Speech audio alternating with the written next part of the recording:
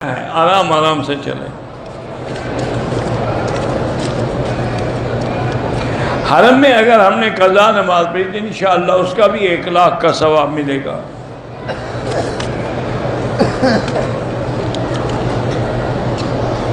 احرام کی حالت میں کوئی فحش بات نہ کریں، جھگڑا نہ کریں، سلا ہوا کپڑا نہ پہنیں، خوشبو نہ لگائیں، ناخن نہ کاٹیں۔ کیا عورت بچے کا دودھ لینے کے لیے اگر کوئی نہ ہو تو دودھ لینے کے لیے بازار جا سکتی ہے؟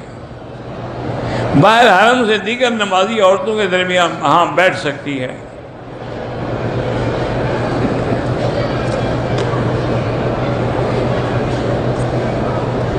بہرحال اگر پتہ نہیں، مجھے سمجھ نہیں آیا، حیض ہو نہ ہو عورت غسل کر سکتی ہے۔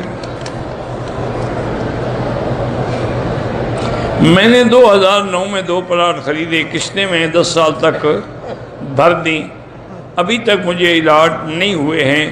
کیا مجھے ان دونوں پلاٹ کی زکوٰۃ فرض ہے جب آپ کو ابھی تک ملے ہی نہیں ہیں؟ اگر رہنے کے لیے ہے زکوٰۃ نہیں ہے، بیچنے کے لیے ہے زکوٰۃ ہے۔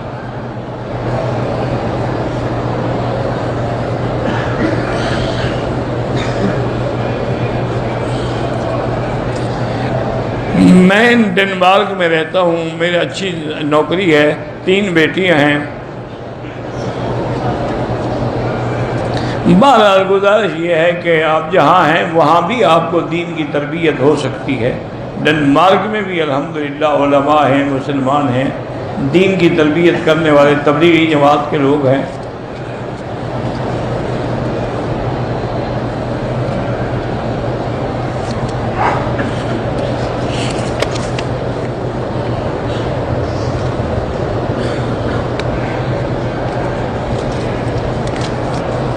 میں دل کا ڈاکٹر ہوں، کبھی کبھی ڈیوٹی کی وجہ سے نماز قضا ہوتی ہے، مجبور ہیں بعد میں قضا پڑھیں۔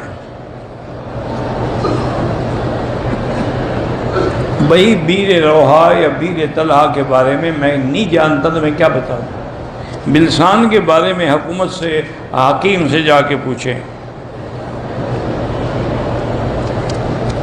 نفل نماز پڑھ رہا ہے، اذان ہو جاتی، نفل پوری کر کے پھر نماز میں شریک ہو۔ اپنے بچوں کے لیے طواف کر کے دعا کریں۔ فرضین پہلے بھی میں نے کئی دفعہ بتایا کہ نہ کرنے کی احادیث اور اقوال زیادہ قوی ہیں، کیونکہ اس میں حضرت عبداللہ بن مسعود ہے جو جلیل القدر صحابی ہیں اور فقہاء صحابہ میں ہیں۔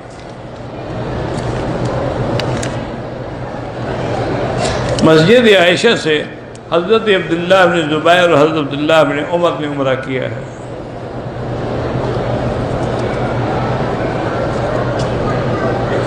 اگر کسی پر جنات کا اثر ہے، ہم آیت الکرسی زور زور سے پڑھ کے اس پر دم کریں، کوئی حرج نہیں۔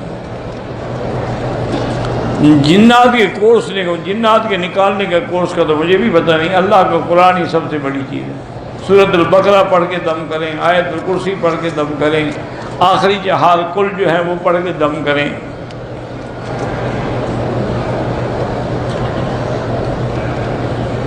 کہتے ہیں کہ اگر عورتیں گھر میں کھانا پکانے کے لیے آٹا نکالیں یا گوندیں یا پکائیں، بسم اللہ نہ پڑھیں تو جنات لے جاتے ہیں۔ آپ نے دیکھا ہے کتنا لے گئے ہیں جنات؟ آپ نے 1 کلو جو رکھا تھا ابھی ½ کلو بچا ہوا ہے۔ ایسے باتیں کرتے، بسم اللہ پڑھو گے برکت ہوگی، نہیں پڑھو گے تو برکت نہیں ہوگی۔ یہ تھوڑا ہے کہ جن کھا جائیں گے۔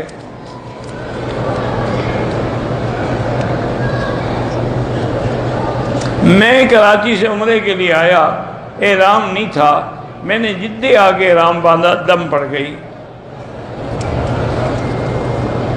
مسیار شادی کا معنی ہوتا ہے کہ بیوی اپنے حقوق جو ہے وہ خاوند کو معاف کر دیتی ہے کہ میرے حقوق ادا کرنے میں تم آزاد ہو، جب چاہو آ جاؤ، آسانی کر دیتی ہے۔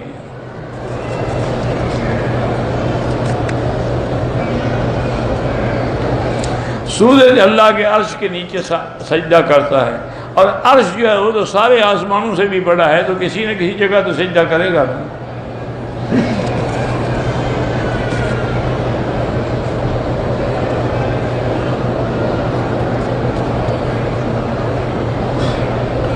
کہتے ہیں کہ جبریل سے حضور نے پوچھا تھا کہ تمہاری عمر کتنی ہے؟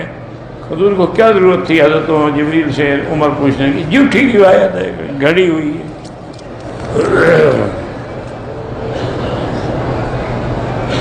اگر ایک آدمی نے کئی عمرے کیے، بعد جدے میں کٹائے، دم پڑ گئی، ایک دم مکے میں آ کے ادا کرے، آئندہ احتیاط کرے۔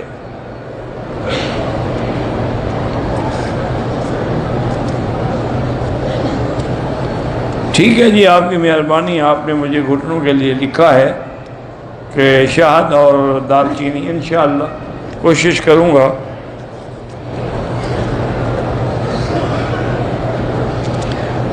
بہرحال طواف کرتے ہوئے اگر دھکے لگیں اور عورت کا بدن لگ جائے اور مزی نکل آئے، وضو ختم ہو گیا، باہر نکل جاؤ، دوبارہ وضو کرو، دوبارہ طواف شروع کرو، اور طواف میں احتیاط کرو، باہر کرو، دھکے نہ لگیں۔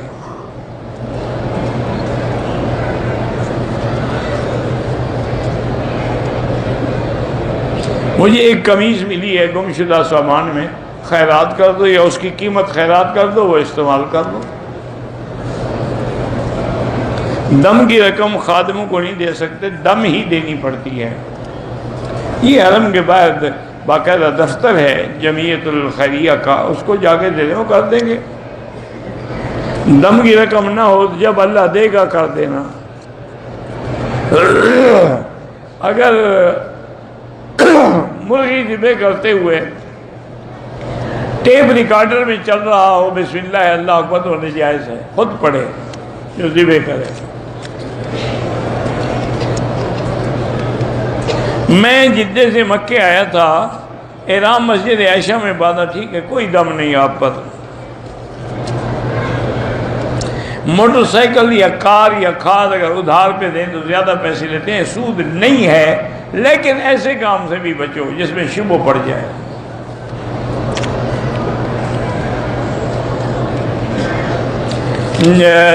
بالکل حضرت عبداللہ ابن عمر جو ایک مشت سے زیادہ ہوتی تھی، وہ داڑھی تو کاٹ دیتے تھے۔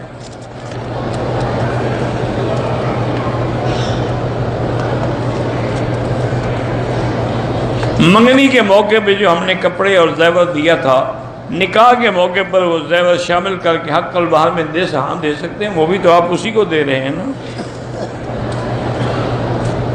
میری والدہ نے عمرے کی حالت میں نہایا، بالوں میں کنگھی کی، اگر بال نہیں گرے تو کوئی حرج نہیں۔ اگر کوئی بیمار ہے، اس کو ریڈی پہ ہم صفا مروا کرا رہے ہیں، یہ طواف تو آپ کا بھی ہو جائے گا۔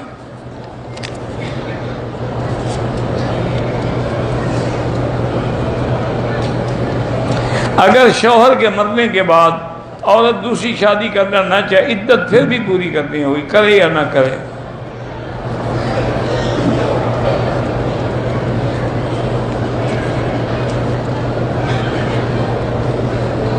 جنازے کے پیچھے بھاگنے سے عدت پوری نہیں ہوتی، 4 مہینے 10 دن گھر میں رہنا ہوتا ہے۔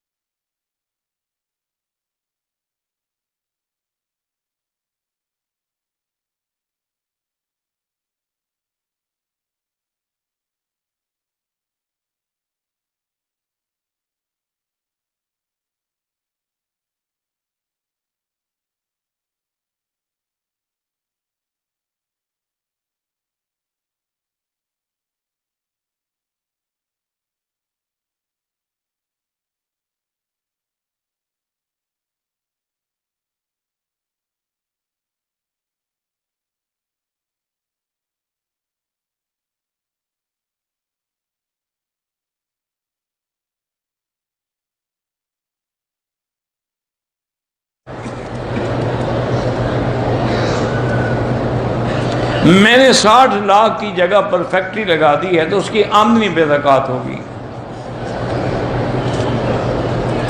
غار سود اور غار ہرا میں نماز پڑھنے کا کوئی حکم نہیں ہے۔ اگر قرآن پڑھتے ہوئے آدمی کی وضو ٹوٹ جائے، بہتر ہے کہ وضو کر کے دوبارہ پڑھے۔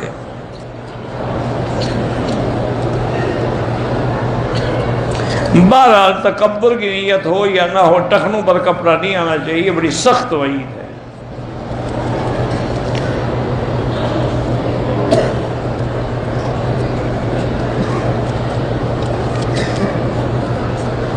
عبد المطلب کو دعوت نہیں ملی، کیوں دعوت نہیں ملی؟ لبیک کیسے پڑھتا تھا پھر جب حج پہ جاتا تھا؟ لبیک اللہم لبیک لبیک اللہ، وہ کیسے پڑھتا؟ دین ابراہیمی تو موجود تھا نا، کیسے اس کو دعوت نہیں ملی؟ ابھی حضور کو نبوت نہیں ملی تھی تو آپ کو بی بی خدیجہ اپنے عزیز کے پاس لے کے گئی تھی، تو وہ بھی پہلے عیسائی، اپنا مشرک تھے، پھر عیسائی ہو گئے۔ سائی کے دوران موزے اگر ہڈی ظاہر ہو تو پہن سکتے ہیں۔ بیٹی کا نام اقصیٰ رکھا ہے، ٹھیک ہے۔ بادشاہت بھی جائز ہے، خلافت بھی جائز ہے، سب جائز ہے۔ اصل یہ ہے کہ وہ آدمی اللہ رسول کے حکم پر چلنے والا ہو۔ اگر بادشاہت ناجائز ہوتی تو اللہ اپنے نبیوں کو بادشاہ کیوں بناتے؟ حضرت سلیمان بادشاہ تھے، حضرت داؤد بادشاہ تھے، حضرت یوسف بادشاہ تھے۔